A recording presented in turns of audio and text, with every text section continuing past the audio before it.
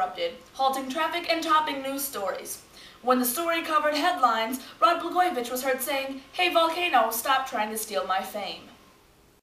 Since Senator Jan Brewer of Arizona signed the new Arizona immigration law about a month ago, the Mexican community is feeling the effects of the law.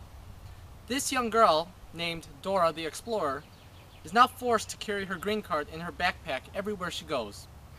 She was stopped by the police this past weekend for jaywalking and had to show her green card. In her defense, after the police took her green card, she cried, "Swiper, no swiping, swiper, no swiping, swiper, no swiping." Dora was later admitted into an insane asylum later that day. Over 20 inches of rain fell this week on Tennessee, causing many to flee their flooded homes. In other words, Tennessee has never been cleaner. It's been a month since the dramatic oil spill in the Gulf of Mexico. BP is finally getting control over the incident, but many scientists are still worried. Scientists say that the huge amounts of oil could spill into parts of Florida, destroying coral reefs and wildlife. Now isn't that just great? Florida is hit with another disaster again. First, it's the hurricanes, and now this. Florida just has all the luck.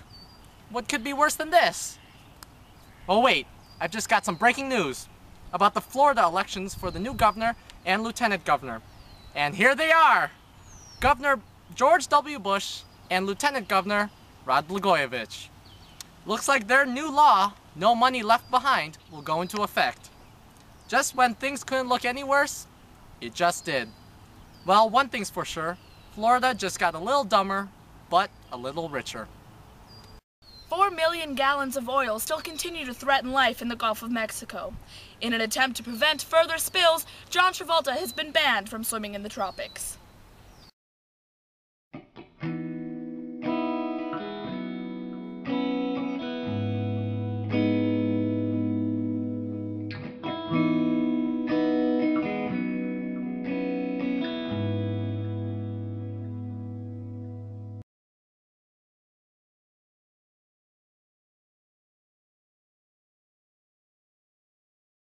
Last Tuesday, otherwise known as Super Tuesday, put many politicians' political career on the line.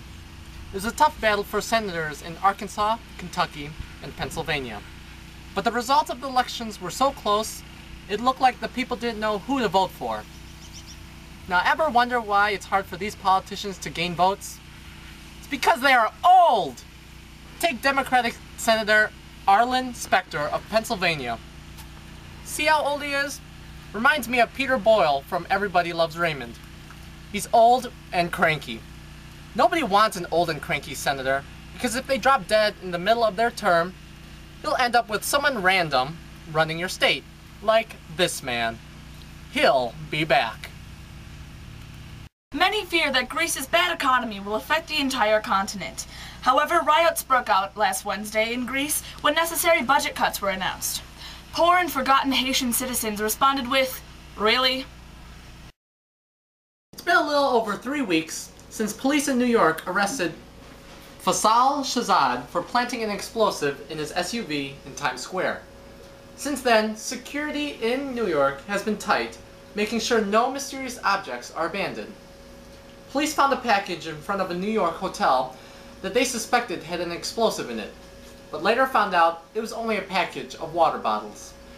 Now that was a false alarm, but this past weekend, New York police had clear evidence that this man was carrying an explosive. They arrested him in Times Square for possessing what he calls the golden egg weapon. Police obtained a search warrant for Mr. Lumpa's mansion and seized many hazardous items, including pixie sticks, Laffy Taffy, and the infamous Wonka bar.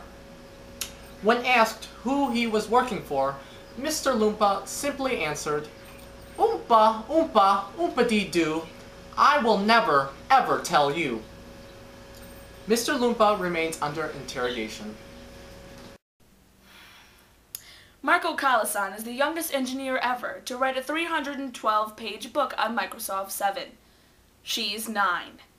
And yet at the same time we have a governor, Rod Blagojevich, who can't even turn on a computer. What is the world coming to?